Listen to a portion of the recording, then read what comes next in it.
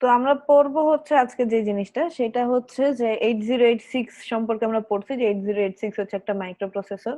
এখন শুধু মাইক্রোপ্রসেসর দিয়ে তো আমরা কোনো কাজ করতে পারবো না। এখন মাইক্রোপ্রসেসরের সাথে আমার লাগে কি, ইনপুট আউটপুট ডিভাইস লাগে, সাথে লাগে হচ্ছে আমার একটা মেমোরি। এই সবগুলা জিনিস মিলায় তখন আমি একটা পুরা সিস্টেম তৈরি করতে পারি। এখন প্রথমে আজকে আমরা পড়বো যে বিভিন্ন ধরনের যে আমাদের মেমোরি ইউনিট গুলো আছে, র্যাম রম, এগুলার সাথে আমরা কিভাবে 8086 কে কানেক্ট করতে পারি। তো হচ্ছে এখানে প্রথমে কিছু সংজ্ঞা দেওয়া আছে যে মেমোরি ইউনিট আমরা কাকে বলি, যেখানে আমরা হচ্ছে বিভিন্ন ধরনের ইনফরমেশন স্টোর করে রাখতে পারি, তাকেই বলি আমরা হচ্ছে মেমোরি ইউনিট। এই জিনিসগুলো মেমোরি ইউনিটের কাজ কি? মেমোরি ইউনিটের কাজ হচ্ছে আমরা মেমোরির মধ্যে চাইলে হচ্ছে রাইট করে রাখতে পারি, কিংবা হচ্ছে যখন আমাদের কোনো ইনফরমেশন প্রয়োজন হয় তখন আমরা রিড করতে পারি সেখান থেকে। এটা হচ্ছে জাস্ট একটু বেসিক বলে গেলাম। তো মেমোরির কাজ হচ্ছে আমরা মেমোরিতে রাইট করতে পারি স্টোর করার জন্য কোনো ইনফরমেশন, কিংবা স্টোরড ইনফরমেশন গুলো দেখার জন্য আমরা মেমোরি থেকে রিড করতে পারি। তো এইটুক জিনিস আমরা পড়বো। তারপরে হচ্ছে বলা হয়েছে যে মেমোরি আসলে কয় টাইপের হয়। মেজর দুইটা টাইপের মেমোরি আছে, রম আর র্যাম। রম দিয়ে আমরা বুঝাই হচ্ছে রিড অনলি মেমোরি, যেখানে হচ্ছে আমরা কোনো কিছু পার্মানেন্টলি স্টোর করে রাখতে পারি।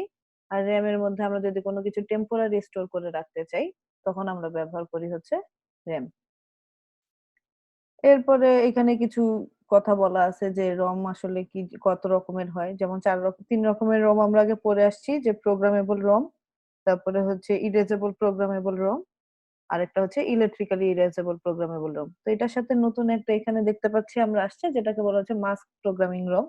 সেটার মধ্যে কি করে, যেটা হচ্ছে আমাদের কাস্টমারের পছন্দ অনুযায়ী সে হচ্ছে একটা প্রোগ্রাম তৈরি করে এবং সেটাকে হচ্ছে আমার ওই রমের মধ্যে একবারে স্টোর করে দেওয়া হয় পার্মানেন্টলি। তারপরে হচ্ছে প্রোগ্রামেবল রম কোনটাকে বলতেছি, যেটাকে আমরা হচ্ছে হাই ভোল্টেজ কোনো একটা পালসের মাধ্যমে প্রোগ্রাম করে যে রমটা ব্যবহার করি সেটাকে আমরা বলতেছি প্রোগ্রামেবল রম। এগুলো আমরা আসলে কম্পিউটার ফান্ডামেন্টালে পড়ে আসছি সবাই। তো আমরা যে মেমোরিটা ব্যবহার করব, মেমোরির যে আইসিটা থাকবে সেটার মধ্যে আসলে কি কি জিনিস থাকে, থাকে হচ্ছে অ্যাড্রেস ইনপুট, কিছু থাকবে ডেটা ইনপুট আউটপুট। এই ডেটা ইন আউটপুটের কাজ হচ্ছে আমরা যদি কোনো ইনফরমেশন স্টোর করতে চাই বা ওইখান থেকে কোনো ইনফরমেশন রিট্রাইভ করতে চাই তখন আমরা এই পিনগুলা ব্যবহার করব। থাকবে কিছু হচ্ছে সিলেকশন ইনপুট এবং থাকবে কন্ট্রোল ইনপুট। এখন এখানে একটুখানি নিচে লেখা আছে যে at least one control input used to select a read or write operation। অর্থাৎ যদি আমার এটা রম হয় তখন আমরা কি করি, রম হলে আমরা হচ্ছে একটা কন্ট্রোল ইনপুট ইউজ করি, কারণ হচ্ছে রম এর মধ্যে আমরা রাইট করতে পারি না, রম থেকে শুধুমাত্র আমরা রিড করি। আর যদি এটা আমার র্যাম হয় তাহলে র্যামের মধ্যে আমি রিডও করতে পারি, রাইটও করতে পারি। তখন আমরা কি করি, দুইটা কন্ট্রোল ইনপুট ইউজ করি। তাহলে একটা মেমোরির পিন কানেকশন আমাদের মনে রাখতে হবে যে কয়টা জিনিস লাগবে, অ্যাড্রেস ইনপুট লাগবে, ডেটা ইনপুট লাগবে, কিছু সিলেকশন ইনপুট লাগবে এবং কন্ট্রোল ইনপুট লাগবে। এখন একটা র্যাম বা রম বা যে কোনো মেমোরি ইউনিট দেখতে হয় এরকম, যে কিছু অ্যাড্রেস পিন থাকবে সেখানে। এখানে ও দিয়ে বোঝানো হয়েছে আউটপুট পিন।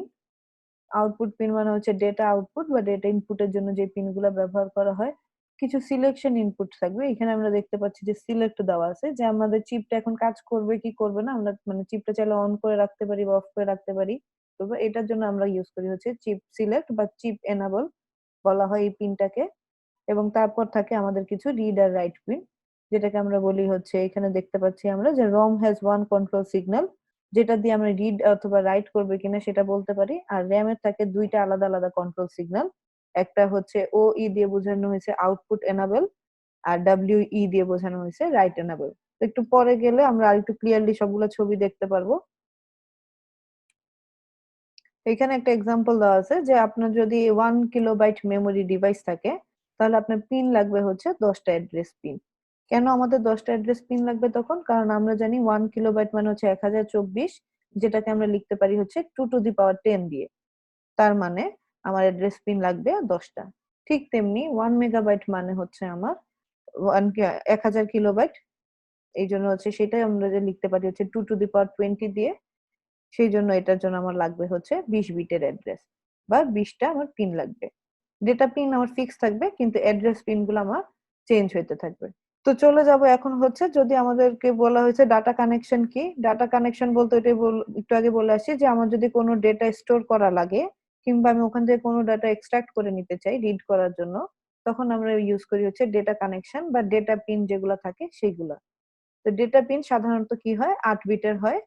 আমরা হচ্ছে এটা দিয়ে বোঝাই যে আমার মেমোরি ডিভাইসটার ওয়েট হচ্ছে 8 বিট। এই জন্য 8 বিটের মেমোরি গুলাকে অনেক সময় বাইট ওয়াইড মেমোরিও বলা হয়। এই হচ্ছে কথা। তার মানে আমার এই ক্ষেত্রে আমরা এইটুকু বুঝতে পারতেছি যে আমার 8 বিটটা ফিক্স থাকতেছে, আমার অ্যাড্রেস বিট গুলো চেঞ্জ হবে, ফিক্স থাকবে হচ্ছে আমার ডেটা বিট। এরপরে হচ্ছে বলা হয়েছিল যে কিছু সিলেকশন পিন থাকবে বা সিলেকশন কানেকশন থাকবে। এই সিলেকশন কানেকশনের কাজ হচ্ছে আমার মেমোরি ডিভাইসটাকে সে এনাবল করে দেওয়া। ধরেন আপনার কাছে 4-5টা মেমোরি ডিভাইস আছে, তাহলে আমি এখন কোন মেমোরি ডিভাইসটা নিয়ে কাজ করতে চাই সেই জিনিসটা আমাকে ডিসাইড করবে হচ্ছে এই চিপ সিলেক্ট পিন যেটা থাকবে সেইটা।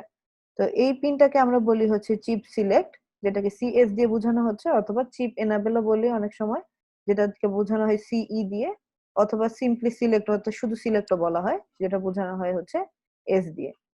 এখন এখানে বলা হয়েছে যে র্যাম এবং রমের দুইটারই কি থাকে, যে অ্যাটলিস্ট একটা করে চিপ সিলেক্ট অথবা চিপ এনাবল আমার পিন থাকবেই। অর্থাৎ আমার প্রত্যেকটা যতগুলো মেমোরি সার্কিট থাকবে তার মধ্যে কমন হচ্ছে এই জিনিসটা। তাহলে এতক্ষণ পর্যন্ত আমরা জানলাম তার মধ্যে হচ্ছে অ্যাড্রেস পিন থাকবে, ডেটা পিন থাকবে এবং চিপ সিলেক্ট পিন থাকবে। আচ্ছা, এখানে এই একই কথাই বলছে, চিপ সিলেক্ট পিনের কাজ যদি 0 থাকে তখন সে কি করে, একটা রিড অথবা রাইট অপারেশন করতে পারে। যদি আমার চিপ সিলেক্ট পিনটা ইনঅ্যাক্টিভ থাকে তখন হচ্ছে সে কোনো রকমের রিড অথবা রাইট করতে পারে না।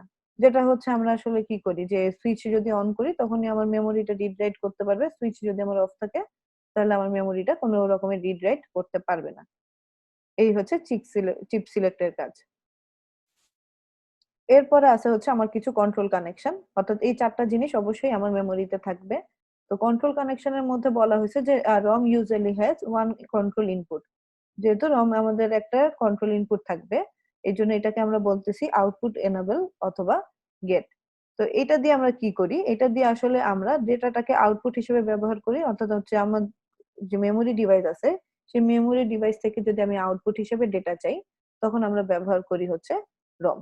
কারণ আমরা জানি যে রমের মধ্যে আমরা আসলে সরাসরি রাইট করতে পারি না, রম থেকে শুধুমাত্র আমরা রিড করতে পারি, সেই জন্য আমার রমের মধ্যে কন্ট্রোল ইনপুট শুধুমাত্র একটা।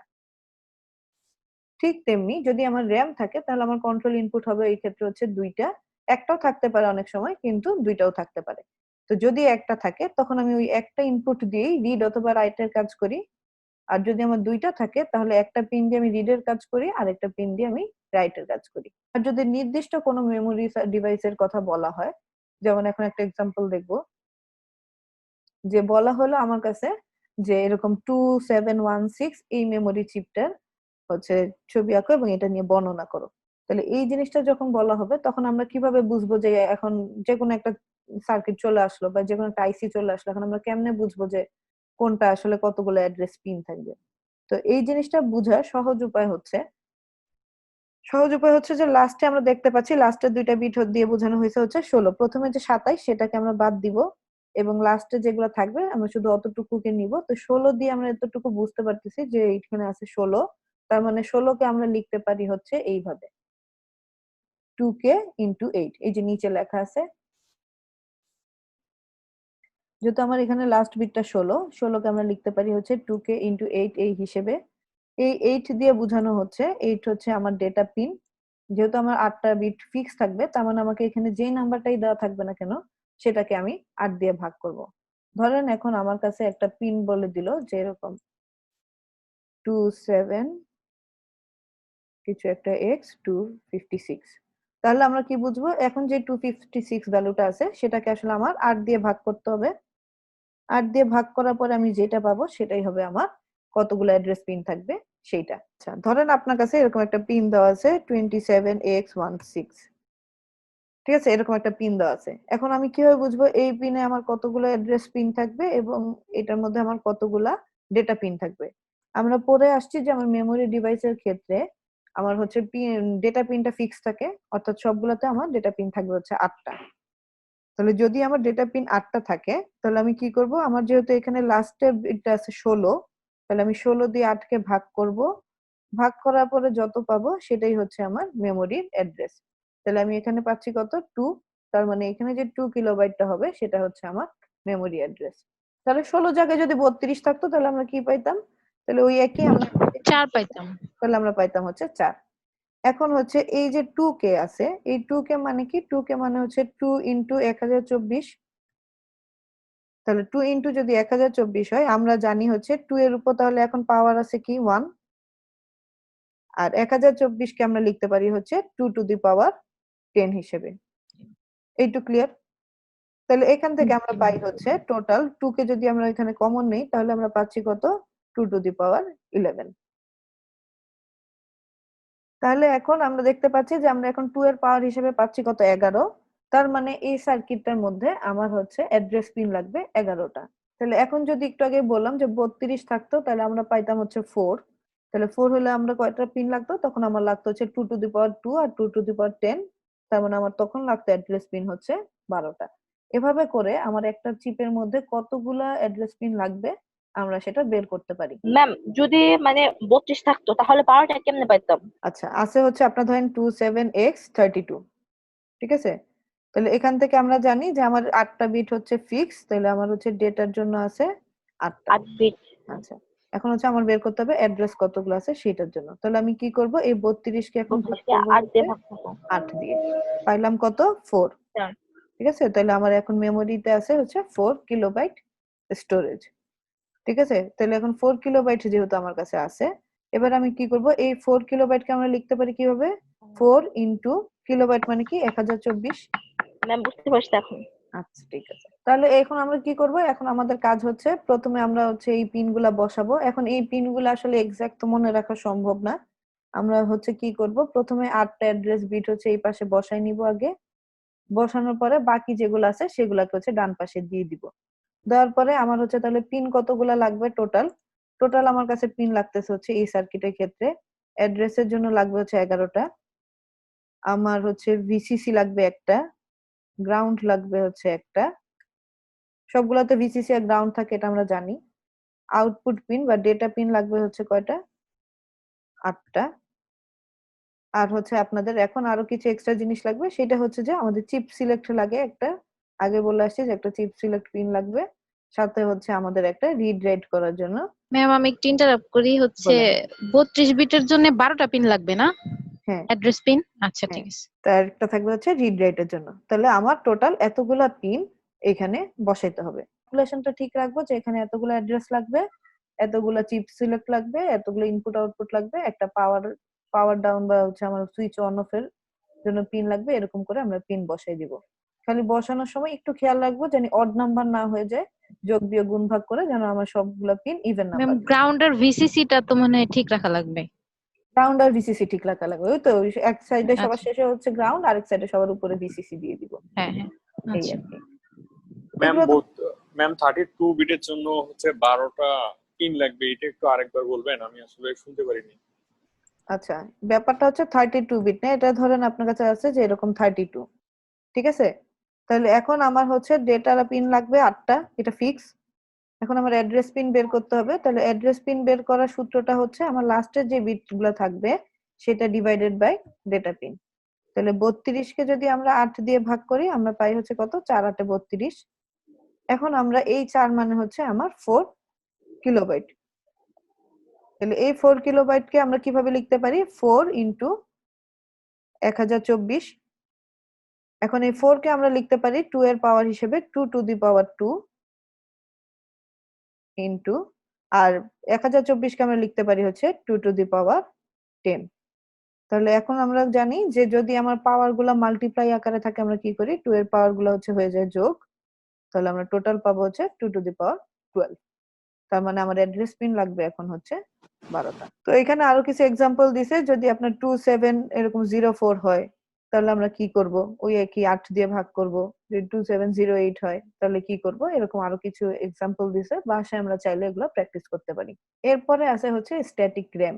এখন হচ্ছে র্যাম আর রম এর মধ্যে একটু আগে বলে আসছি যে র্যাম এর মধ্যে আমরা কি করি, যে যখন আমাদের কারেন্ট চলে যায় তখন আসলে আমার যে ইনফরমেশন গুলো স্টোরেজ করা ছিল সেই ইনফরমেশন গুলো হারায় যায়, তখন আমরা ওই ইনফরমেশন গুলো আর রিটেইন করতে পারি না। এই জন্য আমরা র্যাম কে বলি হচ্ছে ভোলাটাইল মেমোরি। একদম ছোটবেলা থেকেই আমরা পড়ে আসছি র্যাম আর রোম এর পার্থক্য, একটা কোনটা ভোলাটাইল কোনটা নন ভোলাটাইল। এই জিনিসগুলো নিয়ে বেশি কথা বলবো না, চলে যাব আমরা আবার সার্কিটের মধ্যে। তো এটার ক্ষেত্রেও সেম, যেহেতু আমাদের কাছে 16 আছে তাহলে আমরা 16 কে ভাগ করতে পারি কিভাবে, 2 ইনটু 8 হিসেবে, যেহেতু আমার ডেটা বিটটা ফিক্স থাকবে। তাহলে ডেটা 8টা ইনপুট ফিক্স, আর এই 2k আমরা লিখতে পারি হচ্ছে ওইভাবে ক্যালকুলেট করে যে আমার আসলে 2k এর জন্য অ্যাড্রেস পিন লাগবে হচ্ছে 11টা। তার মানে টোটাল এখানে অ্যাড্রেসের জন্য লাগবে 11টা, ডেটার জন্য লাগবে হচ্ছে 8টা, সাথে আপনার লাগবে হচ্ছে কিছু চিপ সিলেক্ট, কিছু রিড রাইটের জন্য, আর হচ্ছে গ্রাউন্ড ভিসিসি এইগুলা।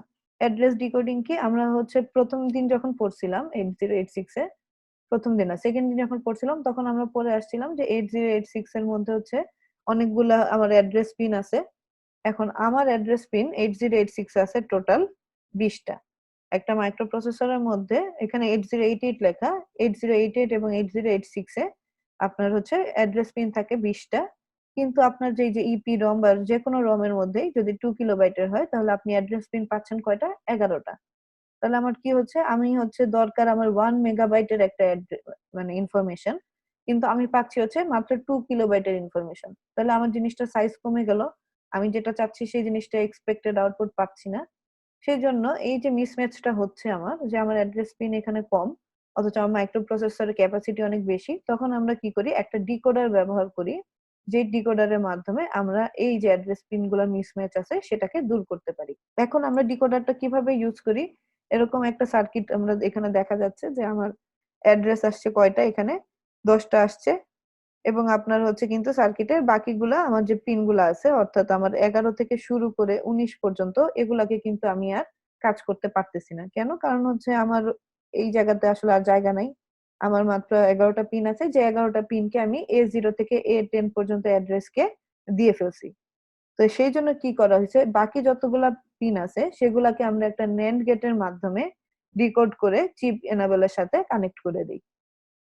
এর ফলে কি হয়, আমরা যদি চিপ এনেবলের সাথে কানেক্ট করে দেই তাহলে আমরা নিচে যে দেখতে পাচ্ছি যে আপনার আগে 11টার জন্য যদি আপনি শুধু 1 ধরে নেই আগের, আর হচ্ছে আমার পরের গুলা হচ্ছে চেঞ্জ হচ্ছে, তাহলে পরের গুলা যদি আমার চেঞ্জ হয় তাহলে আমরা এখানে পাচ্ছি 11টা বিট। তাহলে আমরা এখানে যদি 0 থেকে শুরু করি এবং 1 এ এসে শেষ করি তাহলে আমরা কম্বিনেশন পাচ্ছি হচ্ছে FF800 থেকে এই 5টা F পর্যন্ত আমরা এতগুলো অ্যাড্রেসের কম্বিনেশন পাই। তাহলে এটা সুবিধা হচ্ছে আমরা এখন আর আগের মতন 2 কিলোবাইট মেমোরি অ্যাক্সেস না করে 1 মেগাবাইট পর্যন্ত মেমোরি অ্যাক্সেস করতে পারি। ম্যাম এই যে লাস্টের জিরো গুলা যে 1 হয়ে গেছে, এটা কি NAND গেট ইউজ করার জন্য হইলো? না না না, জিরো গুলা 1 করি নাই। এখানে বোঝানো হয়েছে যে এখানে উপরে প্রথম লাইনটা দেখি যে অনেকগুলা এক্স দেওয়া আছে, এই এক্স মানে হচ্ছে এখানে আমরা 0 অথবা 1 যে কোনো বাইনারি বিট বসাইতে পারি। হ্যাঁ। যদি আমাদের প্রথম বিটটা কি 0, তাহলে যদি আমি সবগুলাতে 0 বসাই তাহলে আমি অ্যাড্রেস পাবো FF800। যদি আমি সবগুলা বিটে 1 বসাই তাহলে আমি পাবো হচ্ছে সবগুলাই F।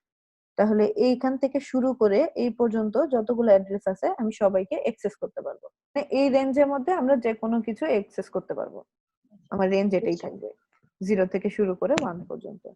তাহলে সুবিধা হচ্ছে ওই আগের যেটা সমস্যা ছিল যে আমার মাত্র 2 কিলোবাইটের অ্যাড্রেস আমি পাচ্ছিলাম, এখন আমি 1 MB পর্যন্ত অ্যাড্রেস গুলোকে অ্যাক্সেস করতে পারবো। ম্যাম লাস্ট কোশ্চেনটা একটু বলবেন যে মাইক্রোপ্রসেসর আর EPROM এর মধ্যে যে অ্যাড্রেস পিনের যে মিসম্যাচিংটা হয়, হ্যাঁ, এটা অ্যাড্রেস ডিকোডিং এর মাধ্যমে আমরা কিভাবে দূর করব? ম্যাম এইটা যদি আবার একটু বলবেন। আরেকবার বলতেছি, এই যে দেখি আমরা আমার কাছে এই পাশে যে ডান পাশের পিনগুলো আমি দেখতে পাচ্ছি, এই যে এই পিনগুলা, এগুলা হচ্ছে সব আমার মাইক্রোপ্রসেসরের পিন। ঠিক আছে, আর এটা হচ্ছে আমার একটা, ধরে নিলাম এটা হচ্ছে আমার সেই রম বা মেমোরি। তো এই রমের মধ্যে আছে কয়টা? 11টা। এখন আমি এই যে 0 থেকে শুরু করে 10 পর্যন্ত যতগুলো অ্যাড্রেস পিন আছে সবাইকে আমি আমার মাইক্রোপ্রসেসরের A0 থেকে শুরু করে A10 পর্যন্ত কানেক্ট করে ফেললাম, এই 11টা। তাহলে এই 11টাকে আমি চেঞ্জ করতে পারবো যে কোনো সময়। এখন আমার সমস্যা হচ্ছে কি, এখন আমি যতবারই করি না কেন আমি শুধুমাত্র অ্যাড্রেস পাচ্ছি কি 2 কিলোবাইট পর্যন্ত, আমি কিন্তু আর কোনো অন্য অ্যাড্রেস গুলাকে অ্যাক্সেস করতে পারতেছি না। এখন আমরা কি করব, এই যে বাকি যতগুলো আছে, বাকি যে আরো 9টা পিন আছে, সেই 9টা পিনকে আমরা একটা NAND গেটের সাথে কানেক্ট করব। কানেক্ট করে সেটাকে আমরা হচ্ছে চিপ এনাবলের মধ্যে দিয়ে দিব। তাহলে আগে আপনার অ্যাড্রেস সাইজ ছিল ধরেন শুধু 800, এখন আপনার অ্যাড্রেস সাইজটা হয়ে গেছে FF800। আগে ধরেন আপনার লাস্ট অ্যাড্রেস হইতো 3টা F, এখন আপনার লাস্ট অ্যাড্রেস হয়ে যাবে ওই 5টা F।